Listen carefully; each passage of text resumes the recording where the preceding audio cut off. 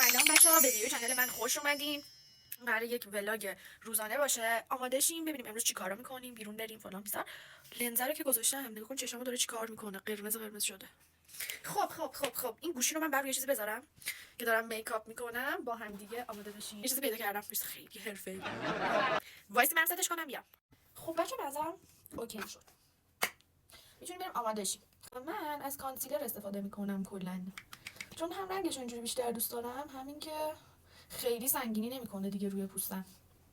به همین دلیل زیر چشمم اول میزنم، بعد دیگه جایی که لازمه یه ذره اینجا هم یه ذره چونم. و دختر و پسر با هم یه جورای دشمن شدن واقعا الان دیگه. این مثلا دخترها مثل شیما کاتوزیان شدن، دارن استوری و تیکه و دعوا برای پسرها هم یه دین آیسان اسلامی که مثلا اون از طرف جانب پسرها بخواد حرف بزنه. من کلا از این موضوع بدم میاد.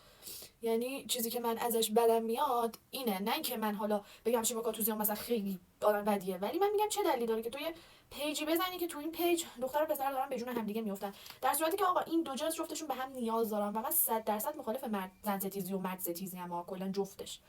ولی به نظرم الان دیگه دخترها و پسرها جفتشون یه جوریان که انقدر خوب میتونن جواب بدن و حق خودشون دفاع کنن که دیگه این پست و استوریا به کار نمیاد. میدونی چی میگم؟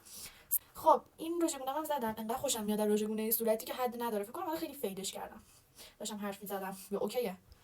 این ورشون میتونم یه خورده بیشتر استفاده کنم. فکر کنم منم بلاش بلایندنس دارم، یعنی کوری رژگونه هم میزنم فکر میکنم کمه.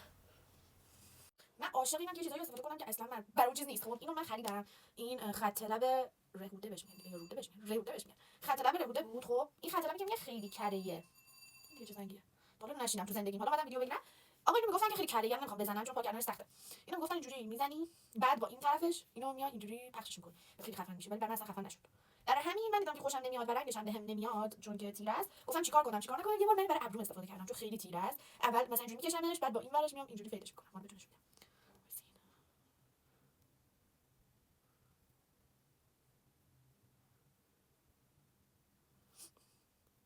علی خورده زیرش من چون اصلا دوست ندارم من ابرومو پهن کنم.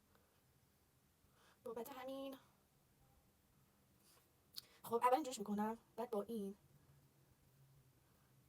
نگاه کن چقدر خفن میشه. بعد الان اینجاش مثلا خیلی کادری شده دیگه، این دهه 70 شده.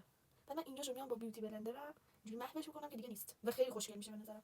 الان اینو با این مقایسه کنین خیلی خفن میشه.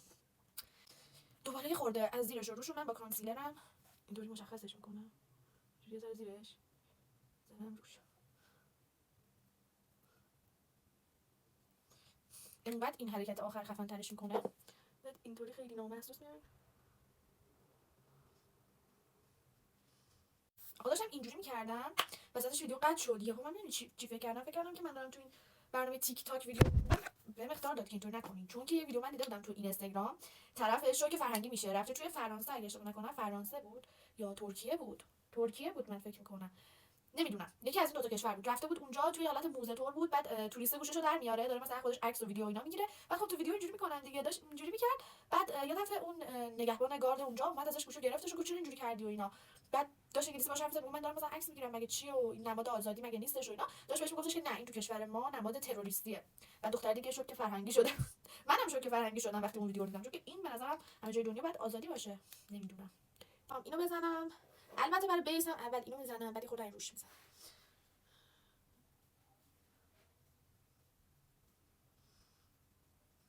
شما میدونستین که من رفته بودم کلاس میکاپ، یعنی دوره‌اشو دیدم و کلی هزینه کردم، نزدیک بکنم 4 سال پیش. آره 4 سال پیش. بعد نرفتم ادامه بدم. من که نرفتم ادامه بدم من مثلا دوره رو دیدم و به نظرم بهترین کار اینه که اونجایی که دوره میبینی چیز بشی، بری کار کنی تا یاد بگیری. چون که تو که قرار نیست با دوره مثلا 4 روزه یا 10 روزه که تو قرار نیست بری عروس درست کنی. 100% بعد 1 سال 2 سال حداقل پیش اونا کار کنی تا یاد بگیری و بتونی مستقل حالا برای خودت بری یه سالن دیگه. و من اونجا نرفتم کار کنم، خرید کردم تو هم سالن که یاد گرفتم. بعد رفتم توی سالن دیگه کار کنم و سالن دیگه به من گفتن که ما کارآموز نمیخوایم. بعد دیگه به اینجا رسیدش که گفتم آقا خب برم تست بدم، شاید که منو استخدام کرد. که این یک ایده محال بود با 10 روز دوره دیدن و بدون هیچ آموزشی من برم یه سالن عروس درست کنم. 100% این اتفاق قرار نبود بیفته. نیکو چقدر خوشگله این. بعد من رفتم یکی دو جا تست دادم که قشنگ ریدم به من و گفتن بفرمایید ببین این خاطره تعریف کنم براتون یعنی میمیرین. از خجالت جای من. فکر کن یک دستی که دوستام گرفتم بعد بردم اونجا. بعد زنه گفت خب بفرمایید. گفتم حالا میخواد تست بدم من برای میکاپ آرتیست. گفت باشه دیگه برو اونجا اینو میکاپ کن تا میکاپمون بیام ببینیم، یعنی بالا سرت هم وای نمیست. من گفتم وای چقدر عالی فلان که هولم نمیکنن بالا سرم وای نمیستن و اینا. بعد دست دوستام گرفتیم رفتیم خالی هیچکی نبود نشستیم اونجا. من اومدم اینو آرایش کنم، بدتر استرس گرفته بودم، هر چی میکردم داشت بدتر میشد، هر چی میکردم داشت بدتر میشد. بعد اونم میخورده دماغش گوزدار بود، دماغ گوزدار رو بخوای کانتور کنی سخت‌ترین کانتوره، یعنی اگه درست کانتورش نکنی بدتر گنده میشه. خب یعنی من هی داشتم میکردم و هی همیشه بدتر میشد. ببین تو دل خودم گفتم که آقا تمومه، من میدونم که یارو بیاد میرینه بهم. بعد فکر کن گفته بود که 1 ساعته، مثلا 1 ساعت و نیم دیگه بعد تموم بشه کارت، برای مثلا 2 ساعت اینا شده بود دیگه. میگم که کلا گفتم آقا گند زدم من. اینم خیلی خوشگله، یه شاین ریزی داره میبینین، یه ذره اینم بزنم چیز نمیشه ایناهاش. بعد شبیه رجگونه شدم کلا امروز، کلا صورتی شدم، قرمز شدم. بعد هیچی آقا، حالا دوستم خیلیش من روحیه میداد، گفت این چیه ریدی منو چقدر زش کردی. گفتم نه خیلی خفنه آفرین الان استخدام میشی. آقا اینجا من میخورده تیره زدم، به نظرم اینطوری خیلی باحال میشه، چون صورتمو که سفید میکنم سایه‌ام هم خیلی سفید خالص باشه خیلی بیروح میشم، برای همین اینجاها رو یه خورده تیره میکنم. خب دیگه چیز خاصی نمونده از میکاپ، میمونه یه رژمون که من بیشتر لیپ گلاس میزنم، آوردمش. من اینو میزنم، خیلی صورتی ملیح شاینی ماینیه. دیگه چقدر صورتیه.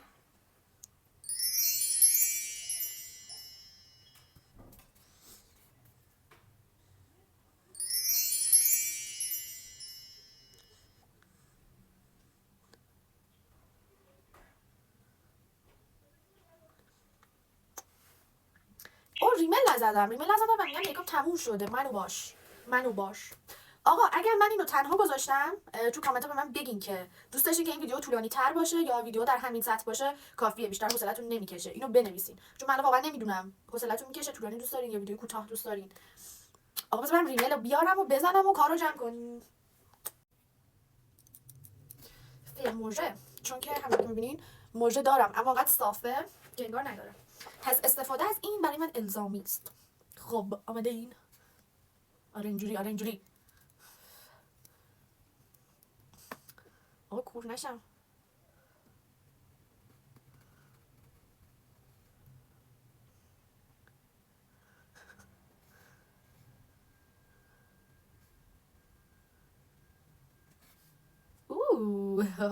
خوب شد. ولی ببین یه ثانیه میمونه، یه ثانیه بعد به پایین. نمیدونم چه غلطی بکنم. واو. خب بریم سراغ ریمل. ببین تا میام اینو فر کنم این خوابید اصلا فایدهش چیه من نمیفهمم. آقا با اجازهتون من ریمل رو اونور بزنم. نگاه کن چی شد دختر، تغییر رو احساس میکنی دیگه. دیدی من گفتم موژه دارم. 70 روزه که من از تو خبر ندارم رفتنت رو. خب اومدم اینجا موام ببندم چون اصلا خوشحالت وای نمیسته. میخوام با ژل موام ببندم، یعنی سیخ ولی یه دونه رو نگه میداریم. خب بگو. خب ولی شونه سطحی میکنیم به این حالت. وای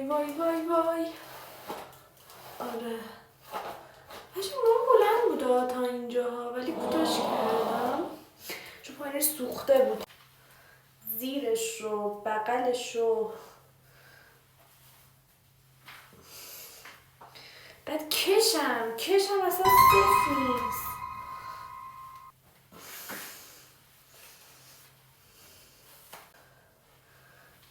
سوسانا خوبه؟ نه اینجوری به درد نمیخوره. چرا شاخ شد؟ چقدر بهم میاد تو بست. پرفکتیانو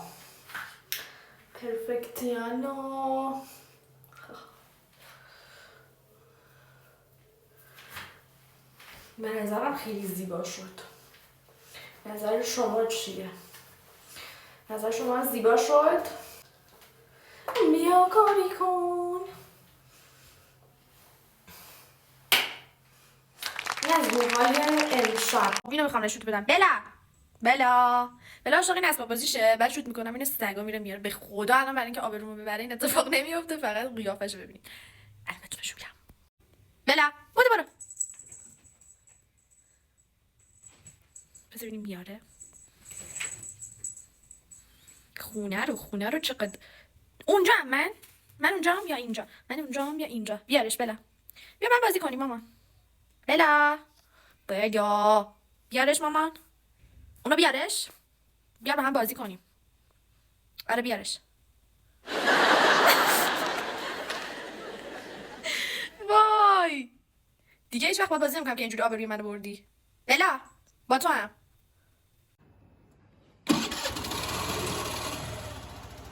خب ما اومدیم لمیز، نشستیم تو سوشیال طبق معمول و همه تو حلقه همین. من نمیتونم جاشون حرف بزنم، مجبور شدم صدام بذارم روش دیگه. افشاگری از پسر و دخترای لمیز. بریم که سفارش بدیم. اینجا اومدم به خودم بگم او من باید گوشیمو در بیارم ویدیو بگیرم. دیدم نه بابا اصلا روم نمیشه. آقا بی خیال ویدیو از خودم شد. اومدم اینجا تو صف سفارش نگاه کردم چیز کیک محبوبم رو سفارش دادم دیگه. وایسادم. خب سفارشات نازنینم آماده شد، رفتم گرفتم. تو راه به دلیل اینکه داشتم سگ لرزه میزدم یادم رفت ویدیو بگیرم. اومدیم اینجا برای شاممون. همینطور که دارین این پیشهای خوشمل رو میبینیم بهتون بگم که من از این رستوران واقعا خوشم نیومد، چون کیفیت غذاشون قدری که باید میبود نبود و فقط فیس و افاده و از پرسنلش تا مشتریاش تا همه چیزش بگیر دیگه. من واقعا جایی نیستش که دوباره بخوام انتخابش و نانا بخورم تو رو مادر.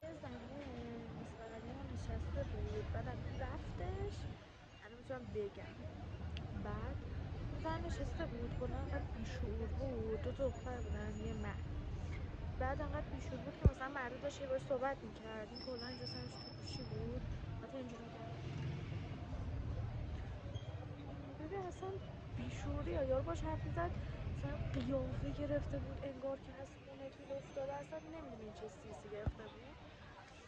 بعد این با من چش تو چش میشد. بعد چش قربه نمیرفت من واقعا این آدمای این مدلی بیشور رو واقعا نمیفهمم. بعد گیر داده بود که ما باید بریم اون ور بشینیم چون ویوی اون ور خوبه. حالا برای یه شام بعد بچه به خدا ویوی خاصی نیست اینجا.